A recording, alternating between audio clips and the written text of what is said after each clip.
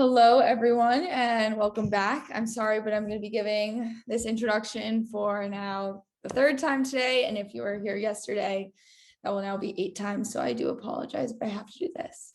So hello, everyone, and thank you for joining us. I'm Jackie Brenner, a pre-med student who has enjoyed meeting other STEM students from around the world through my TikTok and Discord STEM Potential. It has been almost a year now since we've started STEM Potential, which is an online Discord that provides a network for all students to share their unique perspectives from diverse backgrounds and create strong connections and more. With over 12,000 students from over 105 different countries, Discord members can act as mentors and mentees as they progress along stages of their education while also finding friends with common interests. I would like to give a shout out to the members of the STEM Potential team for working so hard to make this all possible today. I created these STEM Potential webinars in order to combat the lack of mentorship and representation that I noticed in STEM fields. Lastly, I want to introduce Ashini. She is the Vice President of STEM Potential, who I met through the 7-year BSMD program at Penn State and Jefferson, and is now a first-year medical student. I could not embark on this journey without her. She is my best friend, my partner forever. We will both be moderating these sessions. She'll be moderating the end of this one. I am proud and humbled to have assembled a group of incredibly successful medical students and 2 very close friends of mine. This session will be highlighting 2 students from Harvard Medical School that both have unique perspectives and stories on how they were accepted into medical school. I want to start off by allowing each panelist to give a brief 2 to 3 minute introduction about themselves. And first, we'll start off with our fructose father, Sam Sadler. Had to do it. Hello. Hi. So my name is Sam. I'm a 3rd year medical student at HMS. I am actually kind of snowed in here. I don't know if y'all saw, there's literally feet of snow in Boston right now. But yeah, so I went to Duke undergrad. I graduated in 2019, then went straight through to HMS. And I am still interested in neurosurgery. I've been interested for the past about 6-7 years. But plastic surgery is also something I'm interested in. So starting tomorrow, I'll be doing sub-Is at Brigham Hospital. Have otherwise been at MGH, just kind of bopping around Boston doing my rotation. So it's been fun. And I guess just random things I'm interested in. So I'm also on TikTok. That's how Jackie and I met. I like to post, just kind of try to normalize the craziness of medical school. I think that it's hard to balance. And so I just kind of post about that. Outside of med school, I teach spin, certified spin instructor, I teach Pilates and bar, etc. Also really, really into research and just trying to figure out what I want to do for the rest of my life. So it's been fun to geek gap year next year. So excited to talk more about that if it comes up. Awesome. Well, thank you. And now, John. Hey, everyone. Good afternoon or good morning or good night, whatever you are. My name is John. I was born and raised in Damascus, Syria. I moved to America in high school. I went to University of Delaware for undergrad, and I went straight through, and now I'm a 2nd year at Harvard. I'm in the middle doing my rotations. Currently, I took my final for radiology this past Friday, and thank God I passed. And then I have neurology next, which is one of the harder ones, as Sam probably knows. So wish me luck. In terms of interest, I honestly don't know. I keep changing my mind. I came in wanting to do surgery, and then I was like, you know what, psychiatry might be cool. And now I'm back to surgery. So I'm gonna keep changing my mind until I actually apply. That's what I remember. Awesome. Well, let's just start with part 1 and get right into it. Maybe just telling me a little bit about why you chose HMS. And I know you already spoke about like what extracurriculars you're involved in, but if you have any other clubs or something that you're involved in, you can go into that. Maybe Sam, you can get us started. Yeah, I guess there's a lot of reasons why I ended up choosing HMS over some other options. I did have to, I was in a position where I think a decent amount of us are in, where we're choosing over maybe like more financially feasible options or other schools that have like certain pulls, maybe they're closer to family, et cetera. But at the end of the day, one of the biggest pulls to me for Harvard was the diversity in terms of like interest and support. So I'm really interested in global surgery, which is a field that's over the past about 10 years has really started to take off. And Duke University and Harvard University are 2 of the biggest ones to kind of drive that field and drive the innovation in that space. So that was a huge draw for me.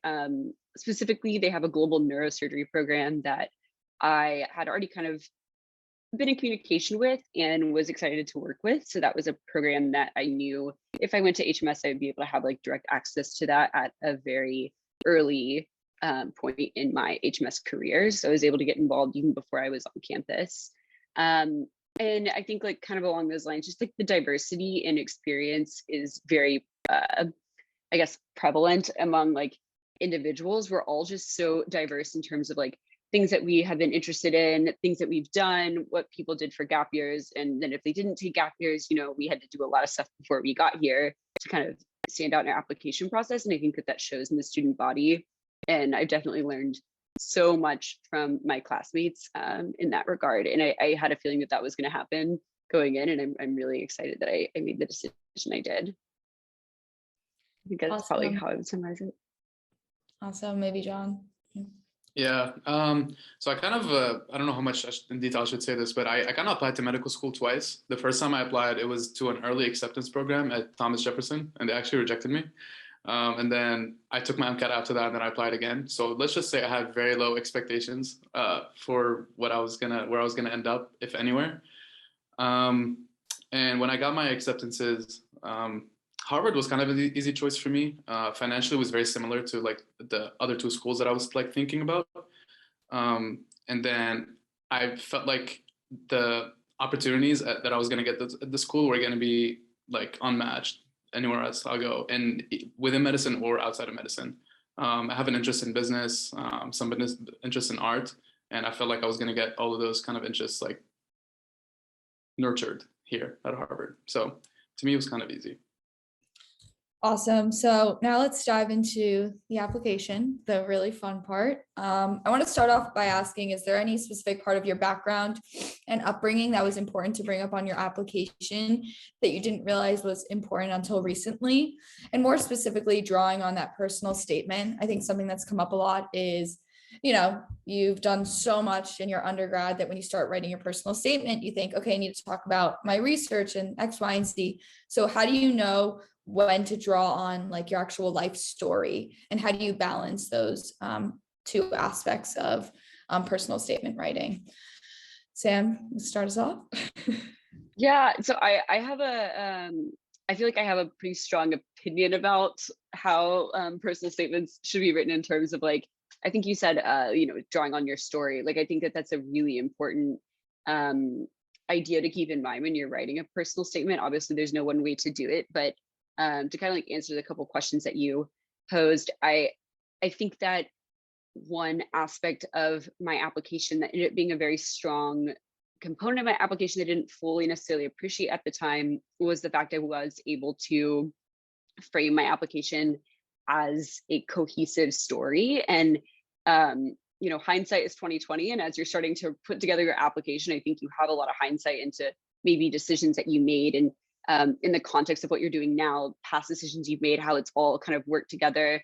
And I think I really tried to cultivate this like cohesive narrative in my personal statement that brought together aspects of my application that may otherwise seem disconnected or unrelated to like the average reader. And so I think that that was something I try to encourage people to just actively think about as they're putting together their application. You know, how can you tell the story of your undergrad life and maybe your gap years in a way that's like interesting, like captures a reader, but also gives context that might be really important. Things like I was able to talk about everything from like my involvement with tailgate, like bringing tailgate back to Duke's campus in the same essay that I talked about, like almost dying in Uganda when I was doing work there. You know, it all like worked together because of like how you frame your experiences, and obviously you frame them truthfully, but there are aspects of experiences that need to be explicitly highlighted in order for them to come across to the reader as important to you as they were. So yeah, so I guess just to summarize, like I think a very strong point in the application that I didn't appreciate was just being very explicit on how I like curated the narrative that I felt very strongly about, but I didn't think that people necessarily got right away from just seeing my 15 experiences. I'm going to follow up question to that is like, talking about how you pulled a story from Uganda and Duke tailgating, two completely like unrelated events. How do you kind of start that process of kind of, what do you select? Because you obviously had a plethora of things to choose from. That is definitely the hardest part. Actually, it's like, oh my God, in theory, that sounds like such a good idea, right? And it's like, well, how the hell do I do it? Yeah, it's hard. I think that, writing and rewriting and having very specific people in your life that you ask for help at certain times, I think is like a very important part of that process. And just being okay with the fact that it's going to take a really long time. It's going to take a lot of, it's going to take a lot of drafts. And I think like as you write, you're going to kind of put together this narrative a little bit more with each draft. But I'm a really big fan of like detailed outlining. So I would do like an outline of like certain, like, instead of thinking about certain events, I would think about certain themes I really wanted to pull across. And I would outline kind of based off themes and then just kind of like add in, take out. And it was a multi-day process of like even just building the outline and giving myself that much time. So that's what I'd recommend to people, is just give yourself a lot of time and give yourself a lot of like space for iterations. Starting with an outline, building it up, breaking it down is a good way to go. And then building on key like features that you want to express about yourself rather than key events that you want to highlight, I think is important. It's great advice. Maybe John next, talking about a specific part of your background and upbringing that you didn't realize was important until recently. Yeah, I kind of agree with everything Sam said. For me, when I was writing the essay, since I had written the first one and it was like rejected, I was like, I have to change it. So I sat down and I started thinking like, what do I want to get across here? And I kind of boiled it down to like a few characteristics about myself that I was like, this is like kind of what's important to me and what's probably also important to them to know about me. And I thought of my life experiences, and then obviously for me it ended up being like moving to America was like a huge thing that changed my entire life. So I had to like throw that in somehow. And then I added some other, as I might say, like generic stuff, like some of my volunteering in the hospital and some stuff I've done with clubs at UD. But I just made sure that like what I was trying to get across is not like, hey, look at everything that I've done, but no, hey, look at what person I became through all these experiences, or what these challenges have taught me. I think that's kind of what's really important about the essay. Yeah. Awesome. And so there's a question in the chat, which I think is good. Someone said, when going through interviews and applications, is it okay to mention wanting to go into a specific specialty, or is it better to be broad? For example, Samantha said she is interested in neurosurgery. Did you mention that in your applications too? And also Sam, as I spoke to you a lot about your application, when I was going through it, I know you had a lot of experiences for background. So people know you had a lot of research and clinical exposure to neurosurgery. So how did you kind of bring that up in your app in a delicate way? Yeah, I think I'll answer this kind of with the context of what you just said, Jean, about, like it's not necessarily what you did, it's how you want to like frame yourself or what you want to highlight about the importance or about like themes, etc. I think that is important to keep in mind when answering this question. Like, do you say what you want to do with your life? Well, I mean, I think that like when med schools are asking you, is there something that you're interested in? Why are they actually asking you that? Like everyone knows that you're going to change your mind. It's just kind of a given. And even if you end up going to the same specialty, you're going to change your mind about like how you want to go into that specialty. 99.9% of the time people do that. So when they ask you these questions, or when you think about why would I want to share about this, like think about like a layer deeper, what do they actually want to know? For example, showing that you have something you're interested in may indicate that you have a bit of direction. And direction in general is something that like you would want to have in a medical student because you're committing to a big, process of training, et cetera. And I'm not going to keep going into like different iterations of examples, but that's just kind of one way to think about it. And so for me, I was in a unique position because ever since my first year of undergrad, my very first semester, I took a neurosurgery brain mapping course. It was my very first course at Duke.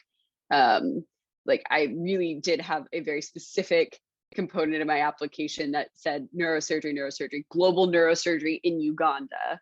as someone my age, that it did have to address it. And the way that I did was I talked about it as like, I clearly have an interest in surgery. And not only do I have an interest in surgery, I have an ability to take a project from start to finish. I've shown a theme of commitment that has also not only been echoed in my research, but then that subsequently inspired my course direction after that. So I took different courses in order to be better at my research, etc. That's just an example of how, like, when you highlight what, like, if you have had experiences that may sort of corner you into a specific field, address like the kind of more persistent and pervasive components of like that interest that would show and reflect that you are a strong applicant, not necessarily a strong neurosurgery candidate for 5 years in the future. I hope that makes sense. And then it is not super important to say that you have a direct interest, and don't feel pressured to say so. Because I think the other way around is, you say that you have a really strong interest, and that may not come off very well in your application. It may suggest that you don't have a great understanding about how a lot of interests change over time. So just be careful about how you frame it, and think about like the broader implications of talking about your interests. And I hope that makes sense. No, and going back to something you said, Sam, you said, why are they actually asking you that? I wanted to dive into other experiences on, the AAMC 15 they ask that's not research, clinical experience, or shadowing. So I was wondering if you guys could maybe talk about 2 experiences that weren't medically related, because I know also students don't always have access to these medically related experiences. Maybe John, you can start us off. Yeah, so I actually, when I applied to medical school, I actually didn't have that much clinical experience, to be honest. I had like 100 hours of volunteering, which compared to like the people I was applying with, like some of them had like 1,000 or something. So I thought I didn't have that much. And I did like a few months of research and didn't have any papers or anything. So I wouldn't say I was the most clinically strong applicant. One thing that I did that completely was not clinical, I worked a lot with the entrepreneurship club at my school, which is like a business thing. So completely unrelated to medicine, and some may say like the exact opposite, right? Because business, you're all about making money, and then medicine, you're all about saving lives. But I really enjoyed what I did there, and I learned a lot from it. And the biggest thing that I learned was that I didn't want to do business for a career, which is what I ended up talking about in my essay. And I think they really appreciated that. Because I think it showed them that I was kind of open-minded and was willing to try like new things and learn from them, even if I didn't end up wanting to do them at the end. So I would say that's my biggest non-clinical thing that I brought in. Awesome. Maybe Sam, you can touch on one.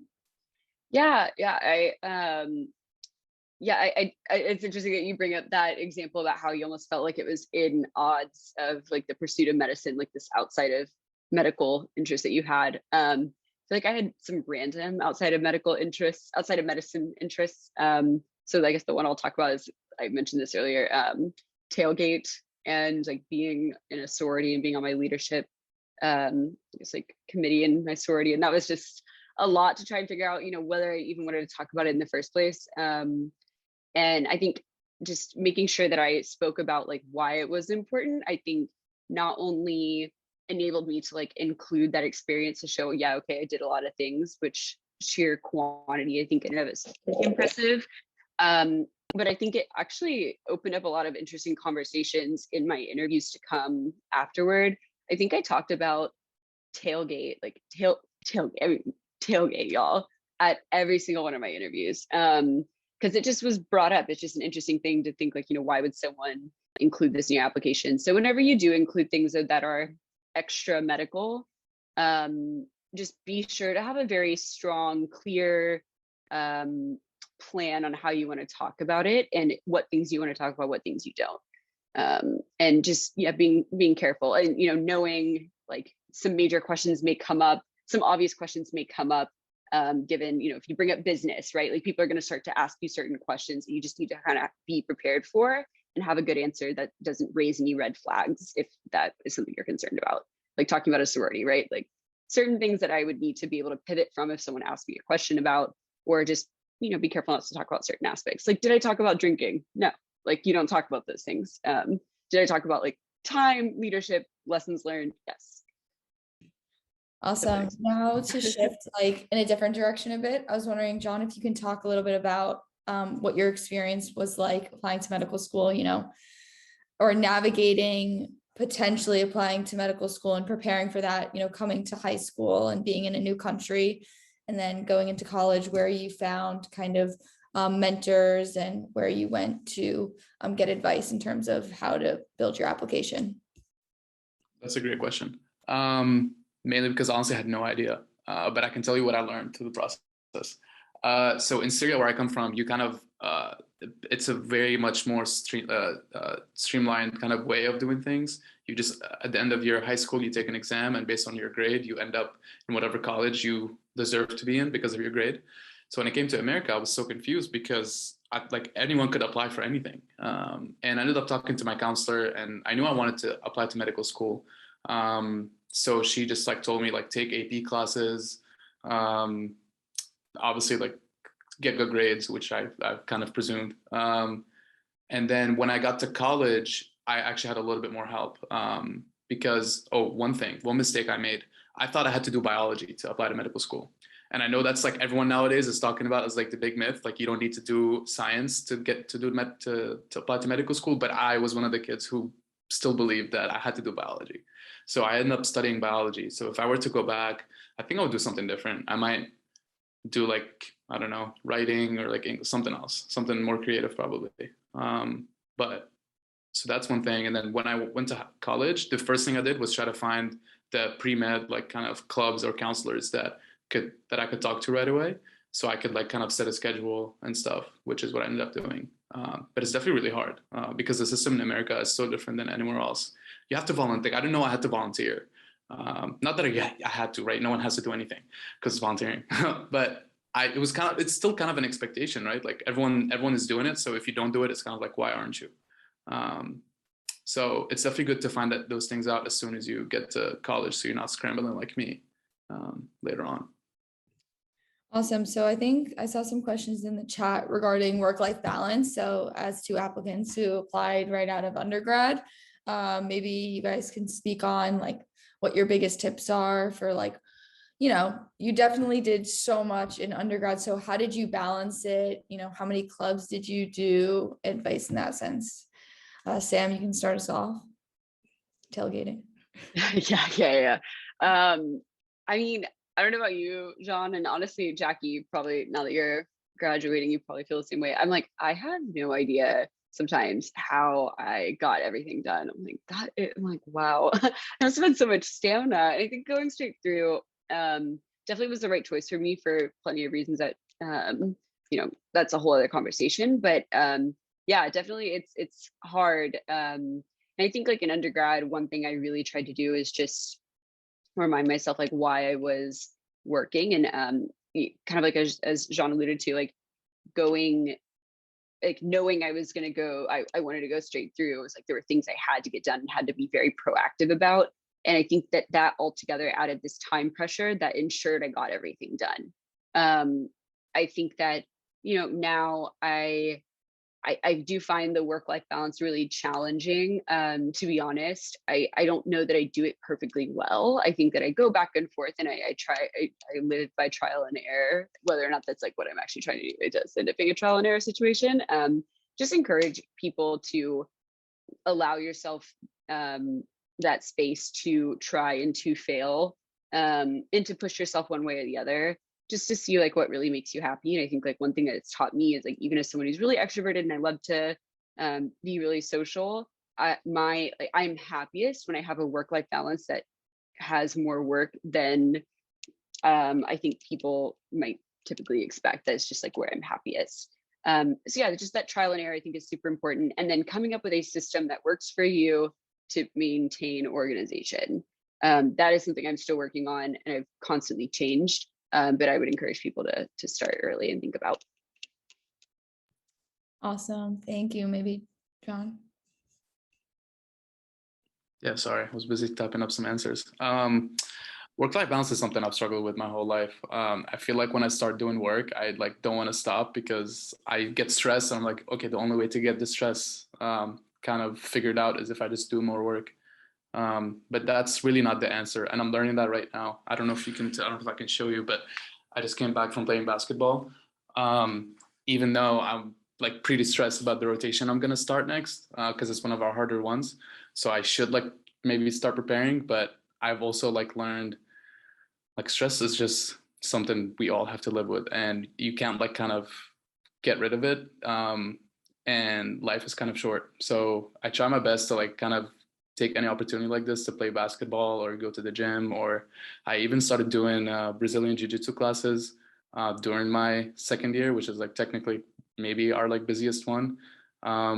So I'm all for like having fun while you're working hard.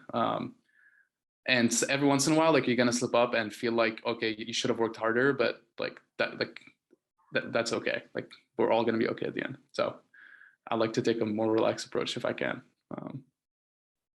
Well, I better get the invite next time.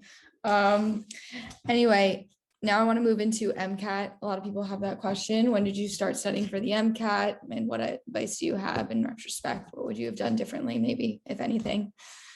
Whoever wants to start with that. Yeah, I can start briefly. I guess I don't have a ton to be honest, I don't have a ton to say about the MCAT. I get actually asked about the MCAT a lot. I think it's just by nature of like where we go to medical school. I think people are like, oh my God, you must have crushed it. I'm like, that exam crushed me. There were lots of reasons why. One being that I literally had sepsis while I was taking it, which is fine. But like, I will say one thing I wish I'd done differently that I'm actually doing now as I study for step 1 is more practice questions, less content review that I just didn't need to do. I think I really thought that I needed to cover all content in my Kaplan books. And I'm like, there were objectively things that I didn't need to meticulously outline because I just knew them, but I felt like I needed to cover all my bases. Total waste of time. And that showed whenever I did practice questions that were literally on that subject, and I would still miss questions. It's because like the way the questions are phrased, et cetera, is, what they actually end up highlighting. I think that tells you more and prepares you better. So I would totally recommend that people start doing questions early. Make sure that regardless of how you are like determined to cover content, give yourself dedicated time to do questions each day. That'd be my big tip. A bit more specific, like how much time did you give yourself? 3 months, 6 months? Did you do junior year, summer? Yeah, I gave myself a semester. I actually was able to like schedule my classes in a way where I took a very difficult course, and then I took 2 other like kind of mech courses, and then an independent study to do research. And so I actually kind of like, in that way, I took a full semester of classes, but I was able to kind of underload in a way that allowed me to treat MCAT studying as a class itself. That took a lot of intentionality and a lot of like self-control that I am struggling with now as I study for step 1 because more things are happening. But if you're able to control your schedule like that, would totally recommend. Do not just put it on top of like a normally very hectic workload. You will not be able to give it like as much time as you might need to. Awesome. Thank you. John? MCAT, right? Yeah. So I studied for like a month and a half for the MCAT, and I was doing it full time. It was during winter break, so I had nothing else to do other than study. One thing that I would say that's like counter to anyone else's advice, even though I had all day to study, I would only study for like 6 hours, which sounds really weird, but I just knew when my brain was getting really tired, I could like anything else I was going to do that day was just not, was going to stress me out more than it was going to work in my favor. So I did a month and a half, maybe like 6, 7, 8 hours a day. And some days I would just take a break just because I know I was stressed. I did a lot of practice exams. As Sam was saying, I think practice questions are like the best thing you can do for yourself. I did all the AMC ones. I did like a Kaplan one, and I did like almost all the next step exams. What else did I do? And I would just, the biggest thing also, well, I keep saying the biggest thing, the next biggest thing, kind of going over the wrong questions that I would get. Like that's the time where you're going to learn the most, is figuring out, why did you get this question wrong? Did I like read it too quickly? Is this topic that's something that I'm weak in? Or is this style of question something that I keep missing over and over again? And it's because I'm making like an assumption, or I don't know. you kind of learn the way to ask questions and figure it out as the more practice you do. Yeah, for sure. Awesome. I was thinking next we could move into like, in light of COVID, what's like your advice in terms of what people should look for opportunities? I know right now you can't apply for a lot of research or shadowing especially. So what else do you think students should look towards for their applications?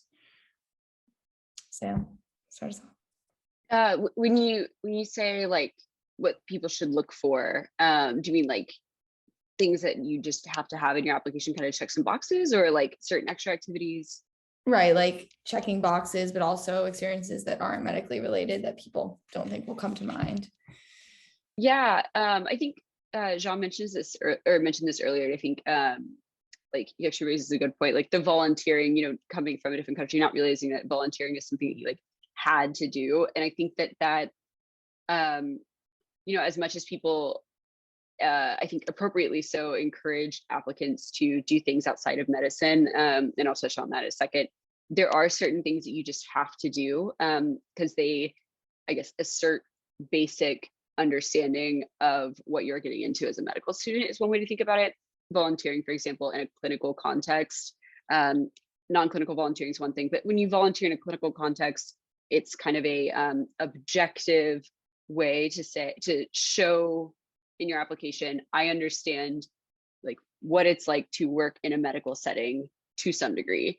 So make sure that you do, you know, go on, you know, there's certain like, I think like national resources that kind of say, you know, like you need to have X amount of shadowing hours, like you need to be able to say that you volunteered in a clinical setting X amount of time, like make sure you do those things.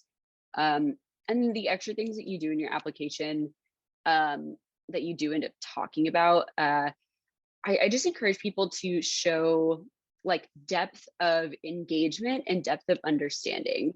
So like if you do really like something, you're really interested in something, I try to encourage people to like engage in a lot of iterations of that something. So to be more specific, I like was interested, this is still kind of like medical, but like I was interested in neurosurgery. So I did neuro as a major. And then I also did like certain research that like encompassed that interest. And then I also like was part of a student group that was related to that, you know, just trying to show this like depth of passion that I would like then speak about. So I just would encourage people maybe to think like about layers and depth. And I think that shows import in that way. If that makes sense. I might be rambling. Oh, awesome. Thank you. And maybe Jean. I am so sorry. I completely missed this question. Can you tell me what it is, Jackie? Yeah, if you can just highlight what other experiences or what advice you have for students who are applying through COVID, what they should look for that isn't necessarily medically related, or how to find those opportunities. Oh, that's tough. I don't know how much I can help with that. What I can maybe assume is just show, like, do whatever it is just to show that you were trying to figure out something to do. That's probably the most important thing. Obviously, like if you're just sitting around and like waiting for COVID to like kind of pass by to start doing the normal things that everyone else was doing, like the train is going to pass by probably. So, but honestly, I don't have any specific advice here. I don't know. Okay. So now I'm going to pass it over to Ashini, who's going to ask a couple questions for part 3. And there she is. All right. Awesome. Hi. Okay. So Jackie already did ask the question about like any advice for COVID. Do you guys have any like final advice just in general for medical school applicants, or like advice for undergrad, advice for being in medical school, wanting to go into medicine, like literally anything? John, if you remembers. I need to stop looking at the questions. Do you mind repeating that, Ashini? I'm so sorry. Yeah, so if you have like any advice for medical school or applying to med school, undergraduate students or like students essentially at any stage of life that are looking to go into medicine, is there any like final advice that you have for them? Yeah, I think, okay, I just sort of, one of the answers made me think about this thing. I think letters of recommendations are kind of an underappreciated thing. I don't think they hurt. Like, I don't think anyone is going to write anything negative about an applicant, hopefully, right? But I think if you're really a good person and you really have, and this whoever's writing the letter of rec has seen you, like being yourself and helping out others, and like in a non-fake way, right? Like they've generally seen you do these things. I think that letter will matter a lot to whoever's reading your application. I got a lot of comments when I was interviewing about the letters of recommendations that I had, not because they were from like people who were like important, but just because what they wrote about me were things like that were like so sweet, like so nice. And I like honestly think if it wasn't for those things, I wouldn't be in medical school. So I would say like care about the people you interact with in your undergrad or whatever you are before you apply, because of karma. And when you're studying for the Mcat, like try not to stress yourself out, but it's like your opportunity to shine. Like if you haven't had a single opportunity that's like nice to like write about and you don't feel like too proud of, like the Mcat is your opportunity to show that you're willing to work hard for what you want. That's kind of my perspective on it. So care about the people, and then also study really hard for the Mcat. Definitely both really important things. Thank you. Sam, if you want to go next. Yeah, that's such a big question. I'm trying to think like what I could tell people. I feel like I say this in every time that I talk with Jackie about med school application, but say it again. Things that are really important, I think, to show in your application are passion and personality. With the latter, especially being, I think, underappreciated. People like, especially now thinking about, upcoming residency applications, what a lot of residents and like program directors have said is like, personality is so important because you're going to be working with these people for a really long time. And so, making sure that you mesh with the team is an important aspect that, obviously you have to be clinically competent. But, it is something that they look at. And I think that applies to med school applications as well. It cannot be underappreciated, the value of like a genuine connection with an individual, and that definitely can, work to your favor in an interview. So just making sure that you're being yourself and you're showing up to either your Zoom interview or your in-person interview, whatever it ends up being, just like on and ready to talk, and reminding yourself that, you're talking to a human being and there can be some back and forth. I just would encourage people to kind of like embrace the human aspect of an otherwise like very cold application process. Definitely. I would say that's also just really telling about like how applicants will act as physicians, because obviously the human connection with your patients is so important, not just like the textbook presentation of what someone presents with when they're with like heart failure or something like that. Awesome, thank you. So my next question for you both is, what obstacles did you face in your path to medical school, and how did you overcome those obstacles, or cope with those obstacles if you didn't overcome them fully? Sam, if you want to, John, if you want to start off, go ahead. I guess like one thing I can talk about, I talk about a decent amount on TikTok as well. I have an immunodeficiency, and I was actively in the process of being diagnosed and treated while I was applying for med school. It's a very scary time because I didn't really know how much I could talk about, because I, one, was just scared of like the very ableist culture that surrounds medicine, which is a longer conversation. But then two, I also didn't fully know what my condition was, et cetera. So I actually, I get asked this a lot, and I actually refrained from talking about it in too much detail, just because I didn't want to like put myself in a bad position. And I really don't have a great answer for people who are applying with, illnesses, health conditions, or disabilities that may significantly impact their med school experience. But like, how much to include, how much to talk about. But what I will say is like, that was really difficult for me and did impact how I chose or did not choose to like interview at or apply to certain medical schools. So I applied to medical schools that I was certain I could have like healthcare, that health insurance, healthcare and healthcare insurance, that would like cover medications that I needed, etc. So like that was actually much easier. Like that was one reason why I didn't go to a certain school in Texas, for example, because it didn't have the support I needed. So yeah, if you're applying and you have those kinds of questions, takes a lot more effort on your behalf, I guess. But it is something important to think about. And if it does impact your decision and you have questions, like really find people who you trust, maybe at your undergrad institution, to figure out where to like get the proper answers. Thank you so much, John. I have a really short-term memory. Sorry. What is the question again? You're good. What obstacles did you face in medical school? Sorry. I was sort of to answer earlier, but it went away. I would say the one for me is really easy. I was rejected like the first time I applied, so I like thought I was going to be a failure, because I didn't think I would be good at anything else other than like applying to medical school and being a doctor.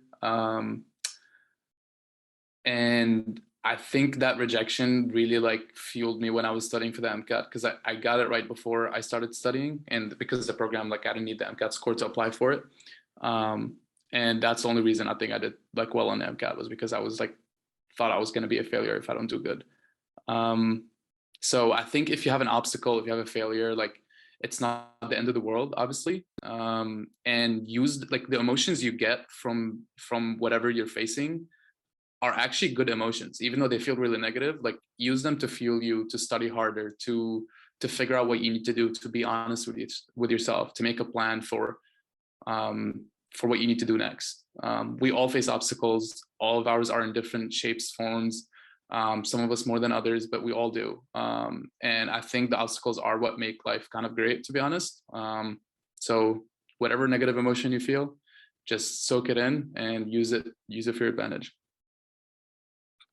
Awesome, thank you. Yeah, it is definitely really important to like learn from your obstacles and grow with them. So I like that you mentioned that. So my final question for you both is, if you could go back in time and do it again, would you do anything differently? And if you wouldn't do anything differently, is there any last minute advice that you want to give the people listening? Sam, if you want to start. That's a great question. There have to be things that I would have done differently, I'm sure. I guess like this is a kind of a smaller thing, and I'm fortunate that I was able to kind of like pivot. But I think one thing that people do in general is they commit themselves, especially in undergrad, to opportunities as soon as they come up, that seem like great opportunities. Not that they aren't. But like research, I think, is a really great example of that. Someone offers you an opportunity and you're like, yes. And then you get a little bit more context and you're like, maybe this isn't the best option for me, or maybe it's just not a good option in general. And so there was a time, the end of my first semester freshman year, where I committed to a research project that I really didn't have context for. And, as soon as I realized like, oh, this is not a good option, I actually was able to back out. And the individual with whom I agreed to work with sent me a very scathing email. And looking back on that, I'm like, oh my God, that was actually a really bad opportunity. And someone actually tried to take advantage of like my naivety.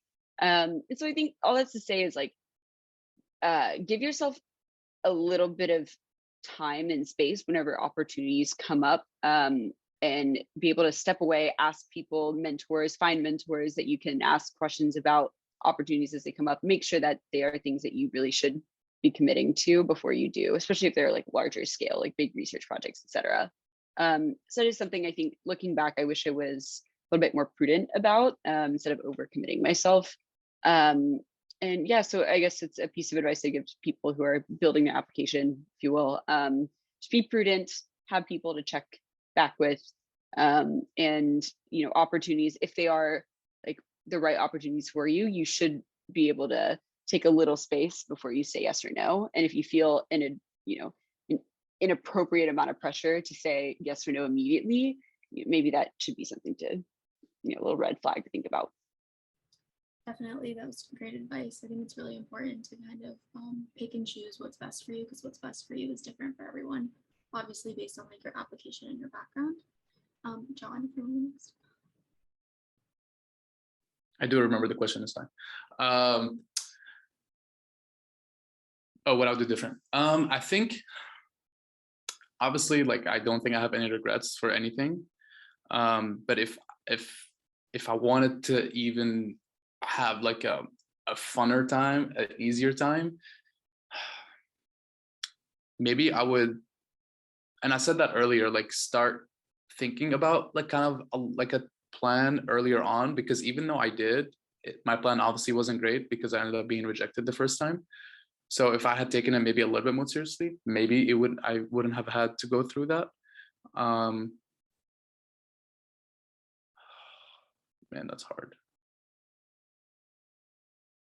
Try to have fun. I was so stressed in undergrad. Oh my God. I like could not stand myself. I don't know how my roommates and friends like stayed close to me. I was so stressed all the time. So maybe like my biggest advice to my old self, my younger self, like don't take it so hard on yourself. You're doing great. Like everything's gonna work out. Even though at the time, obviously it doesn't seem like it. Well, thank you guys so much for sharing your professional and personal stories. You guys are two incredible individuals that I am so fortunate and lucky to be able to call you guys my friends. But, you know, something that I've definitely learned from both of you over the past couple of months is, you know, while John said, you know, in retrospect, you want to be as stressed for what was going on. Definitely the biggest advice I gained from this and through speaking with both of you is taking the time to reflect on the experiences you had, because at the end of the day, like whatever you've done in undergrad, you know, that's done with. But once you start to tackle that application, like everyone's going to have the same experiences to a certain extent. And you both, you know, really, you know, were thoughtful, meticulous, like really taking apart those experiences and really relating them to yourself and putting you on paper. So I really appreciate you guys both sharing all of that with us today. The next session will be University of Miami. I hope you all stay to see that session. Please note that a recording of this webinar will be available on the Discord soon. I look forward to interacting with all of you on STEM Potential and setting up additional events. Also, you can follow both Sam and John, who's a little less active, on TikTok. And I hope you guys have a great day. And I'll speak to you guys soon, but thank you guys again for joining. So see you guys in a couple minutes. Bye. Thanks, Jackie. You're doing an awesome job setting all this up. I wish I had access to stuff like this when I was flying. You're doing great. Thanks. Bye, y'all.